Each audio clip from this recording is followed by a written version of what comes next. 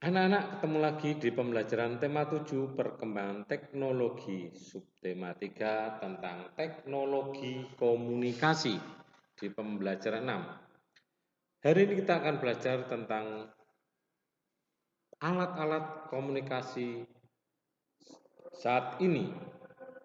Ayo simak untuk pembelajaran hari ini.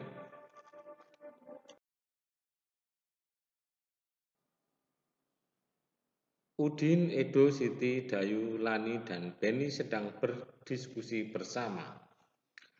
Bang Andi dan Aito ikut bergabung. Rupanya Bang Andi dan Aito memperpanjang liburannya. Udin dan teman-teman mengamati letak negara Jepang melalui bola dunia. Ternyata letaknya cukup jauh dari Indonesia. Siti bertanya kepada Aito mengenai cara berkomunikasi dengan keluarga di Jepang. Aito menjelaskan bahwa kini banyak media yang dapat digunakan untuk berkomunikasi. Salah satunya melalui aplikasi penyampaian pesan.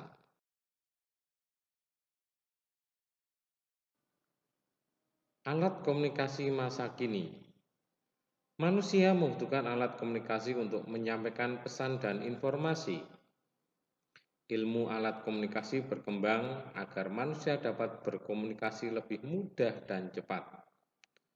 Aplikasi penyampaian pesan merupakan salah satu alat komunikasi yang mudah digunakan.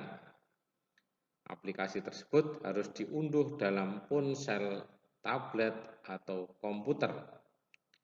Yang termasuk ke dalam aplikasi penyampaian pesan antara lain WhatsApp, Facebook, Messenger, dan lain-lain. Melalui aplikasi itu kita dapat melakukan percakapan. Percakapan dapat dilakukan secara tertulis, pesan suara, maupun panggilan video. Percakapan bersifat pribadi, hanya mengirim dan menerima pesan yang dapat mengetahui percakapan tersebut. Penggunaan aplikasi penyampaian pesan memiliki aturan khusus. Aturan secara umum adalah pengguna harus berusia di atas 13 tahun. Jika pengguna adalah anak-anak, diperlukan pendampingan orang tua.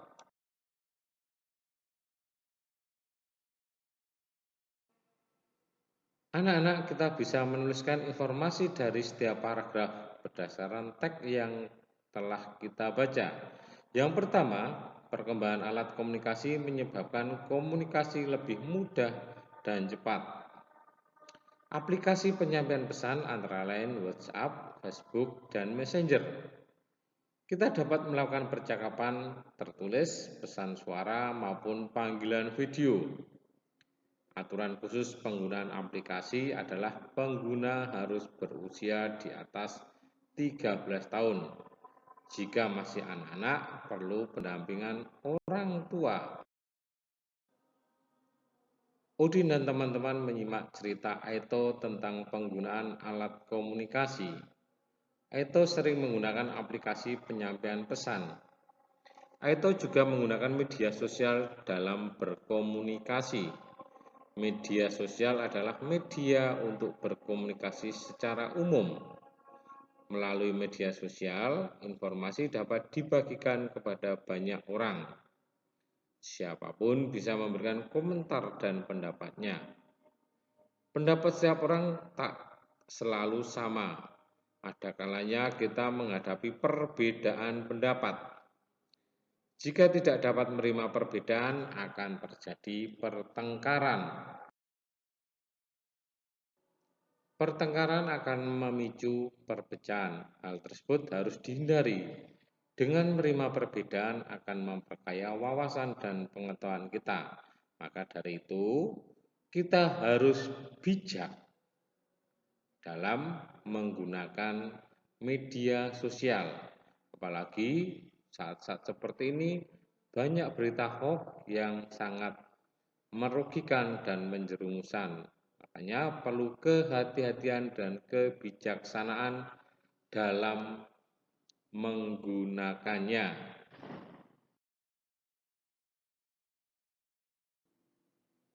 Nah, dari akibat adanya keberagaman sikap pada setiap orang terhadap perkembangan teknologi, maka dapat kita tuliskan beberapa hal sebagai berikut.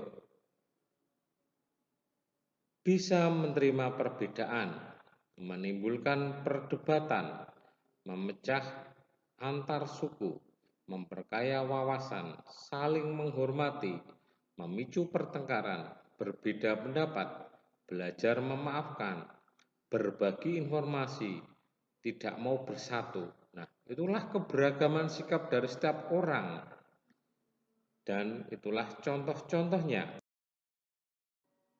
Dari contoh-contoh sikap tersebut, mari kita tuliskan kembali akibat yang baik atau positif dan akibat tidak baik atau negatif dari perbedaan sikap setiap orang pada keranjang berikut.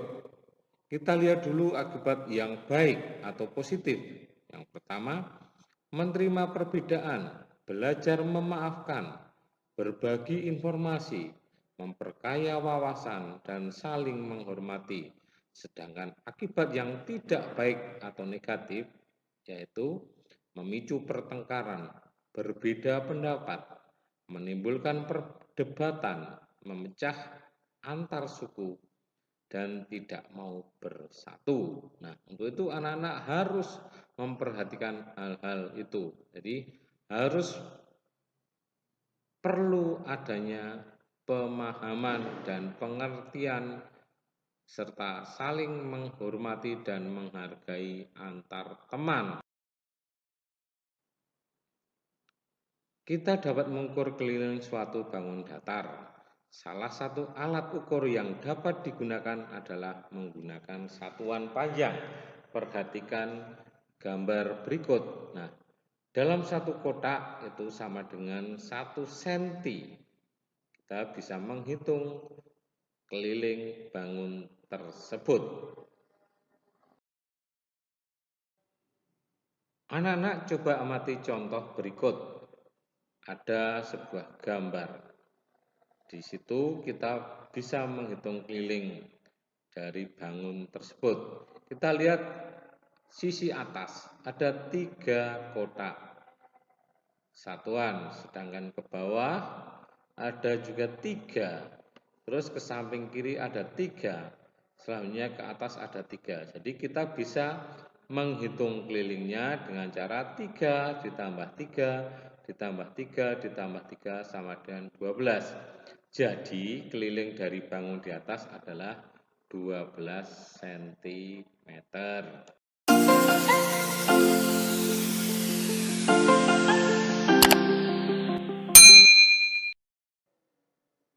Demikian tadi anak-anak pembelajaran hari ini. Kita sudah belajar tentang alat-alat komunikasi pada masa sekarang, juga belajar tentang perbedaan sikap dan tingkah laku dalam berkomunikasi. Selanjutnya kita belajar tentang keliling. Ayo anak-anak tetap semangat, tetap rajin membaca, dan selalu patuhi protokol kesehatan.